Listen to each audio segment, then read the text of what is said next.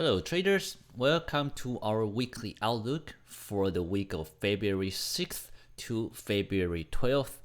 We are right at Monday, February 6th right now, almost 2 o'clock Eastern Standard Time. So we're just an hour before we enter the London station. So let's get a recap of what happened last week.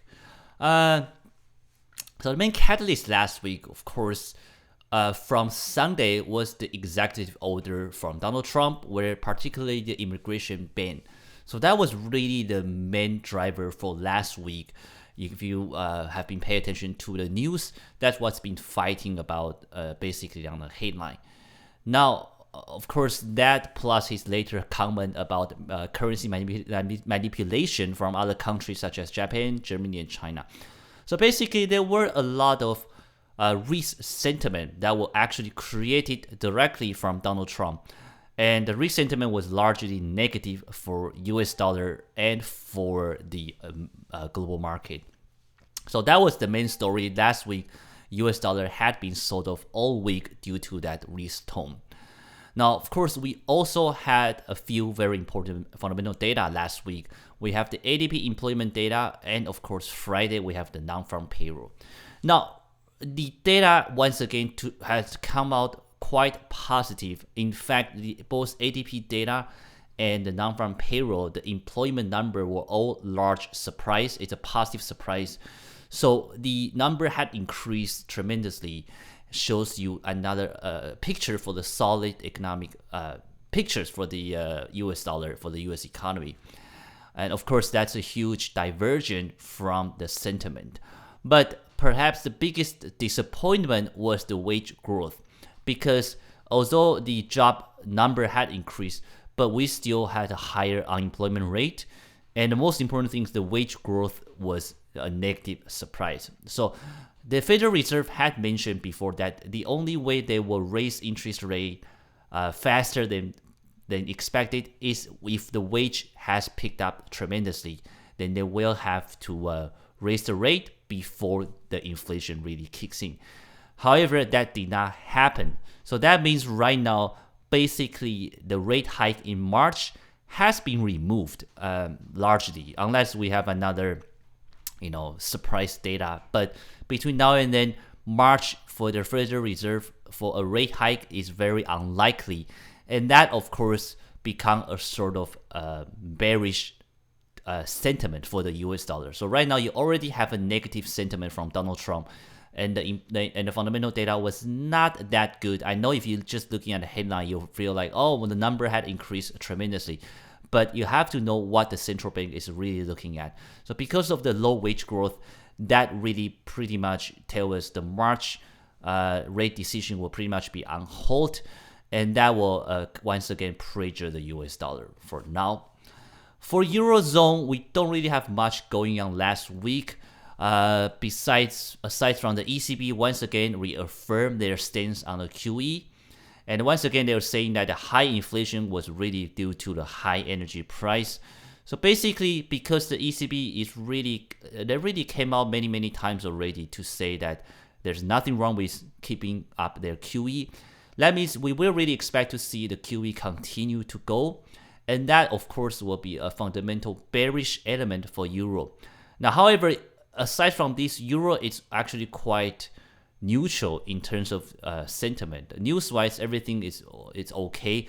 We do have the French election coming up, and a lot of political scandals started to kick in, but it's not as unstable as what's happening in US right now. So because of that, Euro is actually quite neutral in terms of the sentiment.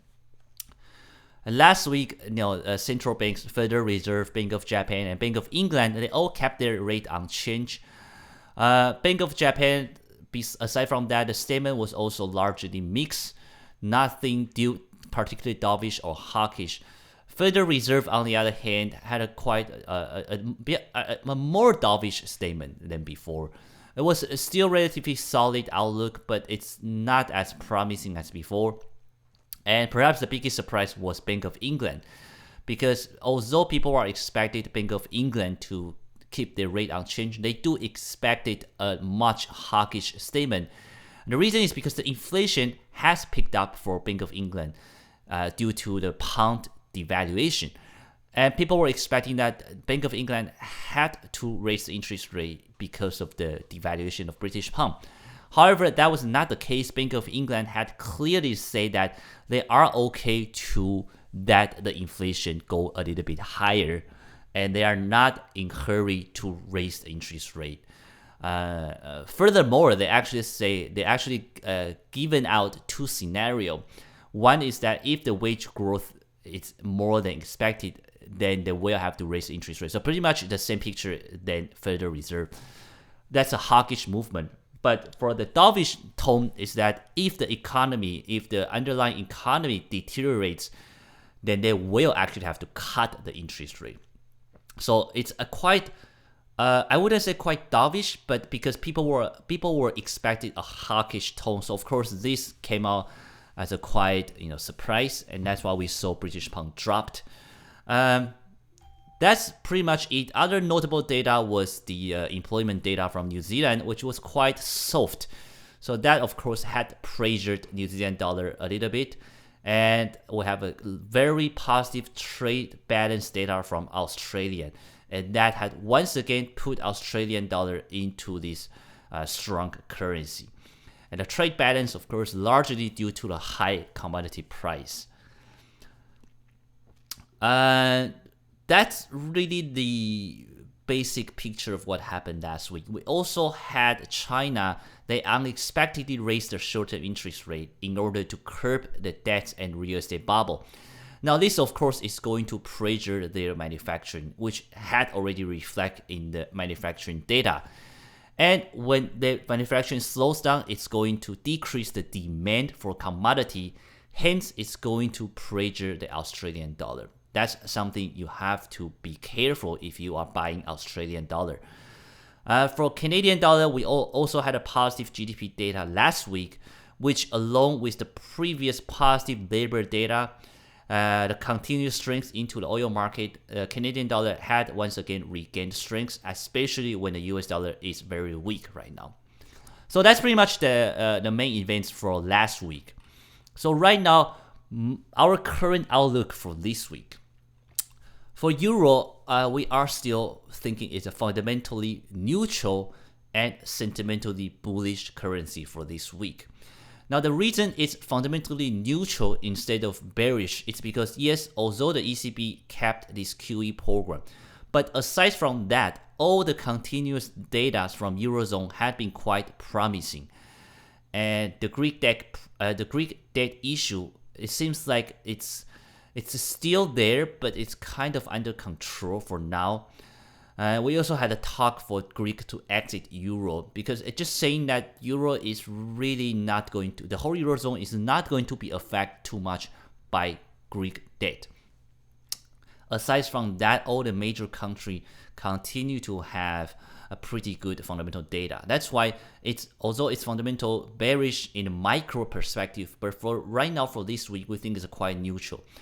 Sentimentally bullish largely because of the US dollar. Right now, US dollar is very weak sentimentally speaking. And Euro, on the other hand, is actually quite stable. Because aside from basically the French election, there's really no other geopolitical events to shake the Eurozone. The most crazy thing, of course, was last year Brexit. But other than that, right now, everything is kind of calm. Of course, I wouldn't say the thing will continue to be like this because in April, the election, and in September's Germany election, those are really going to shake the Eurozone. But as for now, February, it's really nothing too much going on. So right now, it's kind of sentimentally bullish. For US dollar, it's fundamentally neutral and sentimentally bearish. Now, fundamentally, of course, in a micro scale, it's still a solid picture, very, very bullish. But because last week's disappointed wage growth, we now know that Federal Reserve is most likely going to keep the rate unchanged for March. And that's why right now, even though if there's other fundamental data, even though it's a good data, it's not going to cost too much buying into the US dollar. People are not going to price in too much because the most important non-farm payroll had not been too promising for what the Federal Reserve was looking at. So that's why it's fundamentally kind of neutral. Now, sentimentally, it's bearish. The bearish tone, of course, comes from Donald Trump and right now all the political unstableness. So over the weekend, we do have the U.S. judge to stop Donald Trump's immigration ban. Of course, it is not unexpected. We already know there's few judges in other states had basically stayed the order, but this one is more severe because the order has applied to the nation. So right now, all the nation states, everyone can come to the U.S. once again, and basically we now have the federal judge really go head-to-head again with the White House. So whether what's going to happen, we don't know, but one thing for sure is this had created a lot of unstableness into the political picture. On top of that, the president himself does not really come out say anything that's calmed down the market. Actually, he came out and attacked the judge right away. So that just shows you it's pretty much going to be this kind of battle, politically speaking, for this week. And that is going to create some uncertainty and panic over US dollar. So right now, although for the long-term perspective, US dollar is still supported fundamentally, we just couldn't find a good point to enter US dollar right now. The sentiment itself largely is just too unstable, too negative. It doesn't mean everything is bad. We know Donald Trump did sign executive order to curb the Dodd-Frank financial regulation. So the banking stocks had soared up, since last week. But that alone does not really affect the currency because the micro scale, the economy and the political situation for US right now is just kind of unstable. So that's why it's a sentimentally bearish currency. We do think it will be continued to sold off for this week. British pound, on the other hand, is fundamentally bearish and sentimentally bearish. Now, the bearish really comes from the disappointment because people were looking a hawkish tone. People were looking Bank of England to raise the interest rate, and that did not happen. So right now, since that had been removed, everything will revert back to the fundamental. And fundamentally speaking, British pound still has this large uncertainty lies ahead of it. Especially the negotiation with Euro and the world and the trigger of Article 50. So right now, we think it's revert back to this fundamental bearish tone. Sentimentally bearish purely because last week's disappointment. Now, British pound is kind of tricky because the voting is still within the parliament. So if you have any good sentimental news for a Brexit, that will change the sentiment of British pound to a more positive area. But as for now, it is a sentimentally bearish currency. Canadian dollar, on the other hand, it's a fundamentally bullish and sentimentally bullish currency. So it's a quite bullish currency for now. And the reason is because, first of all, the positive GDP last week had helped Canadian dollar to be well supported. On top of that, the previous labor market, the employment data had been quite promising as well. The inflation data was okay. So right now, the three major fundamental data have been okay to positive. So that's why it makes Canadian dollar become a fundamentally bullish currency. Of course, the most important thing is the oil market. After January, right now we are into February, and it does seem like OPEC member had been fulfilled their promise by and large, and that has been a very strong force into the oil market. So we all know that oil is going to go even higher. Of course, I'm saying many times that the path will be quite volatile, but the direction is more certain looking to the upside. Because of that, that will continue to support Canada. Now, the NAFTA deal with US, of course, will be a risk uncertainty that lies ahead of Canada. But because of the two pipeline, Dakota and Keystone pipeline, those had been shown that the US is not going to sacrifice at least the oil part, the energy part, for trading with Canada. And that alone will support Canada's economy tremendously. So we think because of those fundamental reasons, and the most important thing is the US dollar is most likely going to be a weak currency for this week. So because of those reasons, we think Canadian dollar will actually continue to outperform many other currencies. For Australian dollar, it's a fundamentally neutral and sentimentally bullish currency. Now, last week we do have the surprising trade balance, but as mentioned, the economy side for Australian is this, that they had been largely benefited by the commodity price, but the commodity price had been largely affected by China. Now, since China is going to curb their debt crisis before it becomes a crisis, and they are going to curb the real estate bubble. Basically, they are going to tighten the market. That will diminish the demand into commodity, will directly affect Australian dollar. That's something you have to watch out. Aside from that, the economic side of Australia has just not been that promising. If you're looking at the three major fundamental data, the GDP, inflation, and employment, the three data had been quite disappointed for last time. So that shows you the real core fundamental of Australian dollar had not been really strong.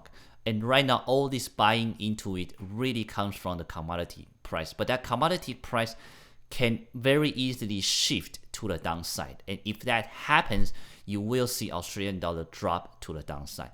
But as for now, the sentiment is still leaning toward it. And most important reason is because the US dollar. As long as the US dollar is weak, traders will instead buying Australian dollar and New Zealand dollar. Now, speaking of New Zealand dollar, we think New Zealand dollar is much stronger than Australian dollar. So we think it's fundamentally bullish and sentimentally bullish. Now, the reason is because although we do have the soft employment data last week, but aside from that, inflation data and the GDP data had all been quite promising for New Zealand. So New Zealand does have a core economic strength more than Australian dollar. It also gets affected less than the debt crisis in China. And because of that, we think it will be a better performance than Australian dollar. Now, both New Zealand dollar and Australian dollar, both of the central banks is going to release their rate decision this week. So please watch out for that. I wouldn't suggest anyone to buy before those decisions because central bank might change their outlook. You just never know. For Japanese yen, it continued to be a fundamentally bearish and sentimentally neutral. So really nothing too much to talk about that. Bank of Japan last week kept the rate unchanged. Also, from the statement, basically Japan, there is really no way for them to stop easing for now. They might tapering, but it's really too early to say. Right now, they still need to boost the economy because all the data coming out is still quite disappointing. Their economy is still not picking up. So they are not going to stop the QQE. That means fundamentally they are still going to be a very bearish currency. However, sentimentally neutral, again, because the safe haven status, occasionally when the market is very panicking, you always going to see a large inflow of money into Japanese yen. And that also applied to Swiss franc. Swiss franc, especially today, the SNB come out saying that the negative interest rate of Swiss franc had helped Swiss franc to be quite pressured. Basically, they were saying that if the Swiss franc does not have a negative interest rate, then it will be overvalued because people want to buy it. And that's true because Swiss franc it is an attractive country due to its neutrality, due to its stable political system, and economically it's not that bad, but they are artificially devalued currency to help the export. So same picture as Japanese yen. They are going to be fundamentally bearish and sentimentally neutral. Now, for this week, let me take a look at the data. I will post the tradable events below later on and give you the maximum deviations to trade. So Sunday, you have this retail data from Australia. Again, look at that. It's a large negative surprise. So as I keep mentioning, for Australia, that is something you have to understand. The strength really comes from the speculators, really comes from the risk sentiment. If you pull those things out, it's really, there's no solid strength into Australian right now. Now, Monday, later Asian session, the next Asian session, you will have the RBA statement and cash rate. Although expected to be on hold, I will still be trade these events for any surprise. You never know what they're going to do. Tuesday, you have the trade balance from Canada. This, it's not really tradable, but unless you have a really large surprise, you could trade it, but you have to trade it into the context, right? Just to see, because why is it harder to trade? Because sometimes you have a large number or negative number.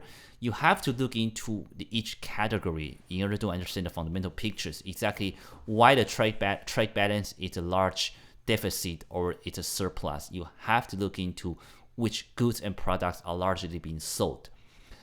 Then we have the GDT price index for New Zealand dollar, because it's on schedule. So unless I know the time, otherwise it's not really tradable, but it will be a good effect for New Zealand dollar. And Wednesday, you have regular crude oil inventory. Of course, you have the cash rate from New Zealand dollar, and the most important thing is the press conference. So I wouldn't really trade this one per se unless we have a cut. Otherwise, you focus on the press conference. This will provide a more clear picture for New Zealand dollar. And then, of course, later on, you have New Zealand dollar government leader speaks. Thursday, you have government lawyer speaks from Australian, and the regular unemployment claim. This is not tradable because right now the US data is really largely disregarded by traders. Then you will have a monetary policy statement from Australian dollar and trade balance from China.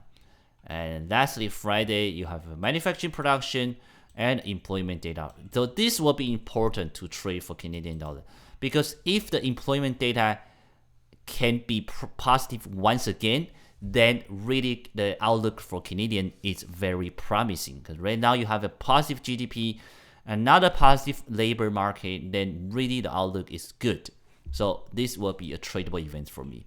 Other than that, if you look at event-based, really not much to trade, not much tradable events, but we will of course see what we have in the daily perspective or in the session to session. As for now, the strength is still with Australian dollar, New Zealand dollar, and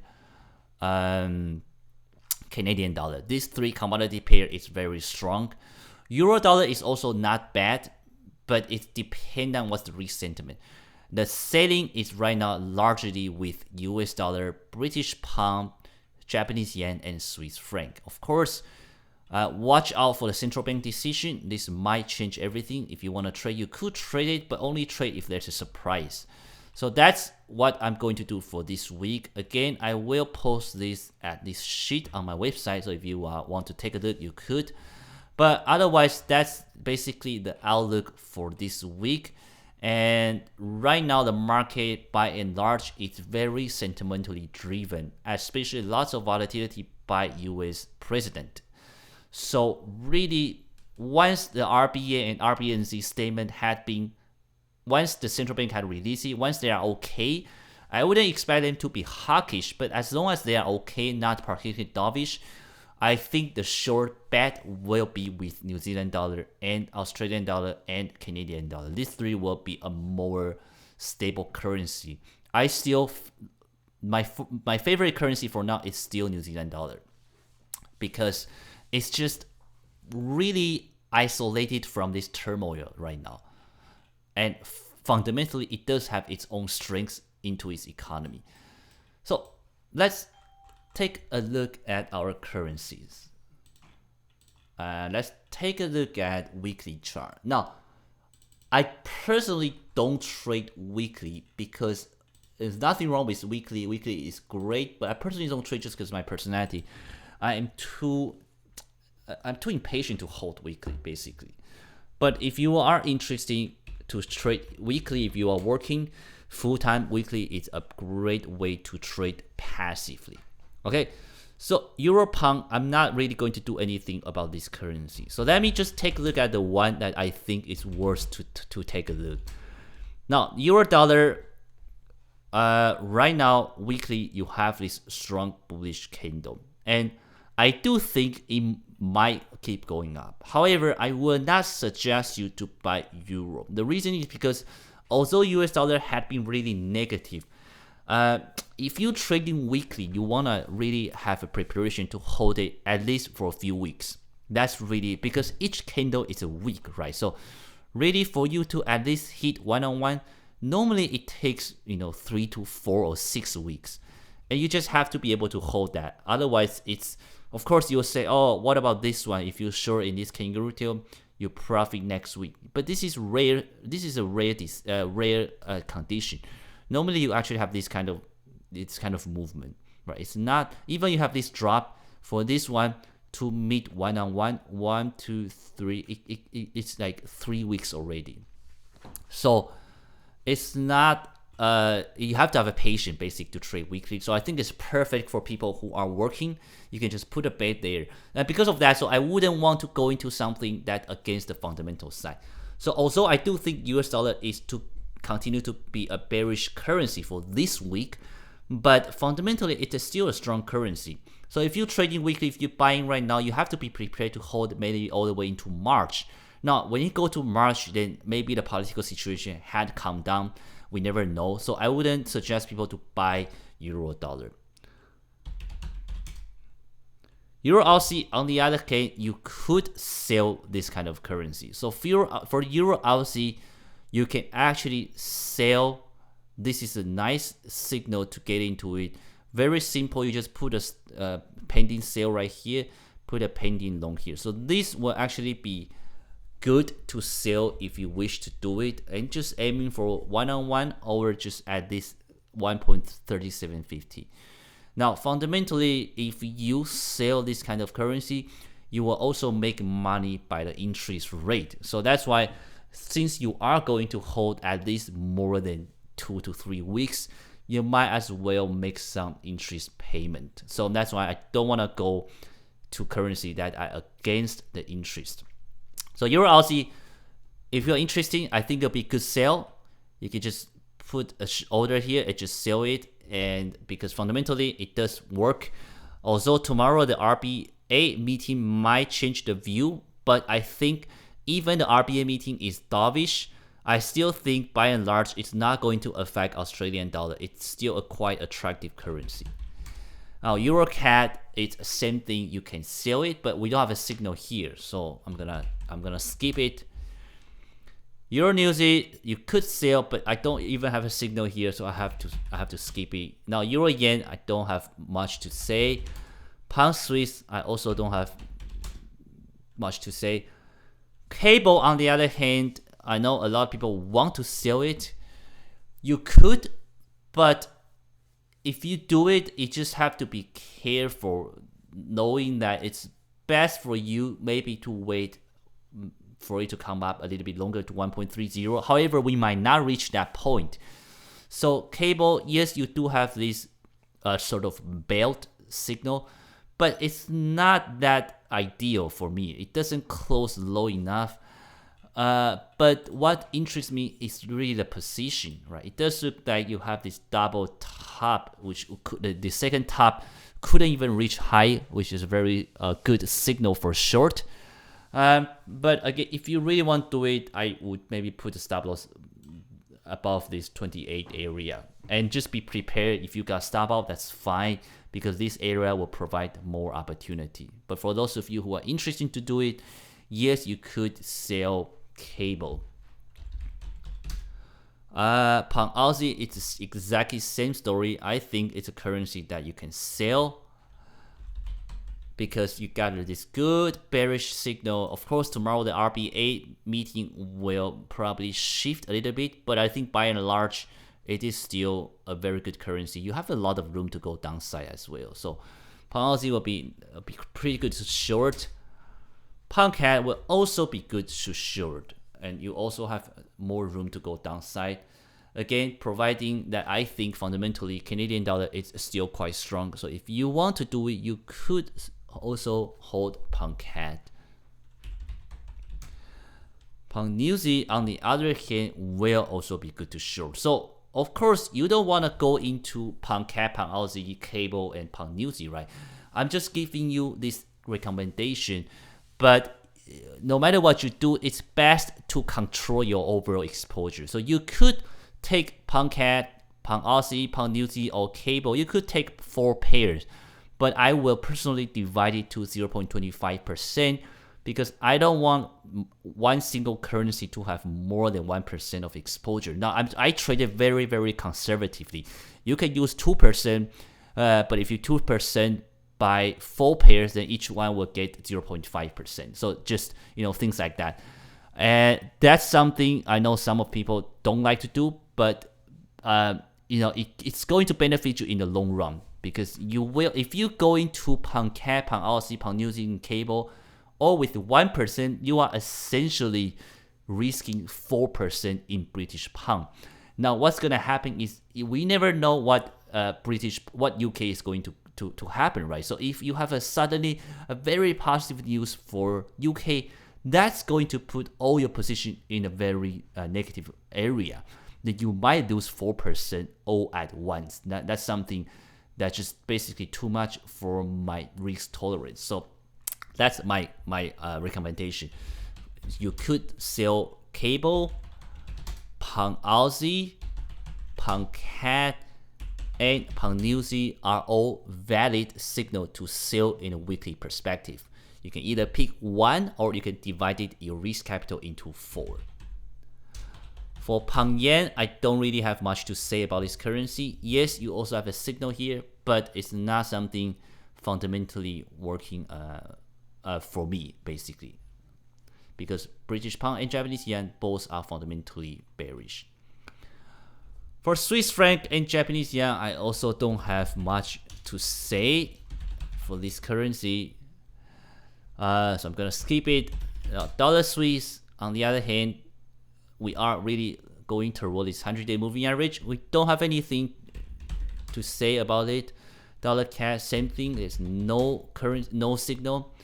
Dollar yen, last week you have this nice kangaroo tail, and again, that's the beauty of using the stop order, because if you use stop order, you basically never get filled and you're fine, right? You avoid a losing trade. That's something very important, because a lot of people like to buy at retracement because they want to get in at a better price. But you gotta understand that if you're doing a weekly perspective, it really doesn't matter that much. You are really looking maybe 200 to 300 pips as your one-on-one level. So whether you get 30 pips better, it doesn't matter. But look at that. If you don't care about that, you actually avoid a loser. So dollar yen is still a good long for me. And as I mentioned, now we are looking really going further downside, which will make it even more attractive to buy. But we have to wait for a signal. So other than that, we're just not going to do it for now. Aussie Swiss, on the other hand, it's a good buy. You could buy this currency. It's a nice solid engulfing candle. The only thing I have to watch out is whether it's gonna break above this zone. But I think in the fundamental perspective, it is just, again, you can hold this kind of currency in weeks to come. You're still making an interest profit. That's something very nice to have it on site. Aussie dollar, on the other hand, it's not something I will do in a weekly perspective, because again, they both are very strong currency fundamentally. But in the daily perspective, hourly perspective, intraday perspective, you can definitely long Aussie dollar. For now, I will stay out for a weekly perspective. Aussie CAD, same thing. I wouldn't really particularly long or short. Sorry, same as Aussie New Zealand, right? So again, I'm only looking for something that has a very strong very strong strength versus very weak weakness. That way you really have a better movement. So this is not something I'm looking to do. Aussie yen, on the other hand, you could also long, same thing as Aussie Swiss. You do have this nice kangaroo tail.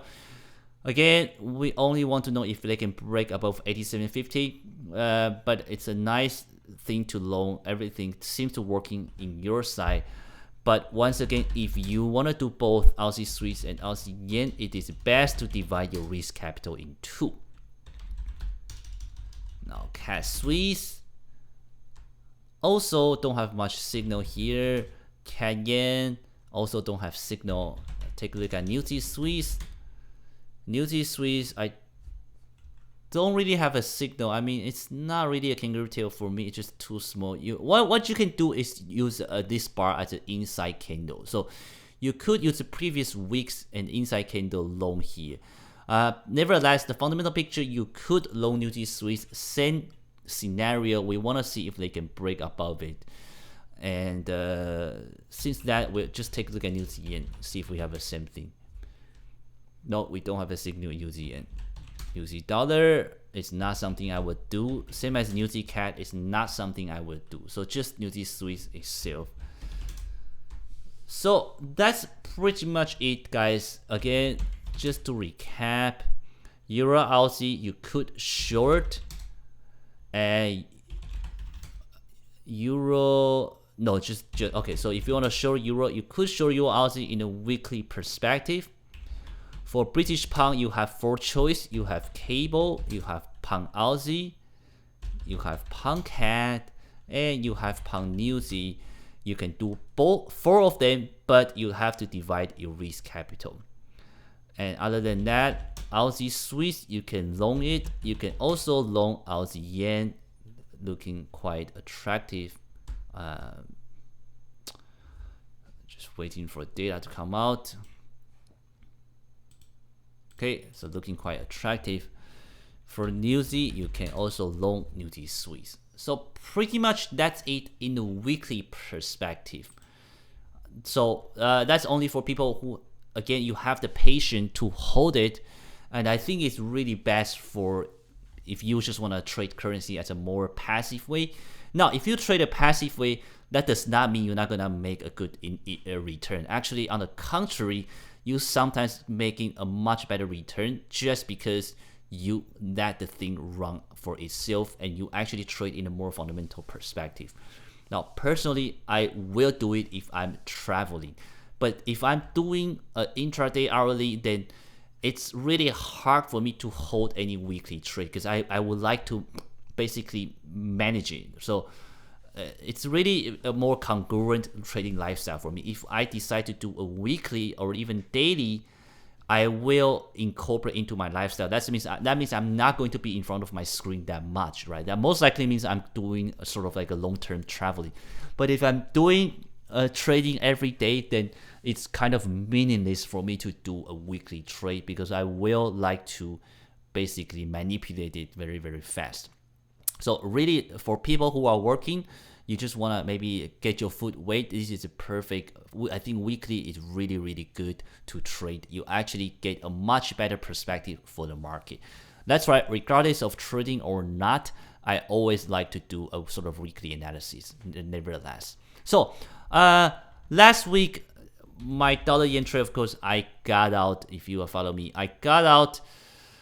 Not at a good level. It was a loss still, but better than what I would have got out, basically. So I got out because the NFP data is again the low wage, so I got out from the initial spike. And I also got in Aussie dollar right away at NFP. And the reason is because I think the NFP was a disappointment. So I think Aussie is gonna keep going on, and I did make a few, 30 pips or so, or 20 pips or so, and then reach it, almost below 0.77. I just, wrap it up prior to weekend. So I'm flat right now, and that's basically my stance. Again, as I keep mentioning, the way to trade market right now, you can either trade it in a shortened time frame or you trade in the weekly. I think that's a best strategy. If you trade weekly, you ignore the sentimental noises, or you have to trade in a very short intraday trade because then you can better control it. But the worst case is you trade in mid-term. So I think if you're trading daily, you're really getting killed, and that's what happened to me personally. I was trading daily all the way until last week, just to realize that it's not really wise to trade daily right now. It's got this up movement, down, up, down, up, down, up, down. Pretty much the only thing that's certain right now is Aussie dollar. So Aussie and New Z, it's something I'm still favoring about. So we'll see what happens tomorrow with the rate decision. And otherwise, beginning of the week, play safe. Don't risk too much stuff. Other than that, I think that's it. I will wrap it up. Let me know if you have any question. Otherwise, thanks for watching. I will be back tomorrow with another daily analysis. Bye bye.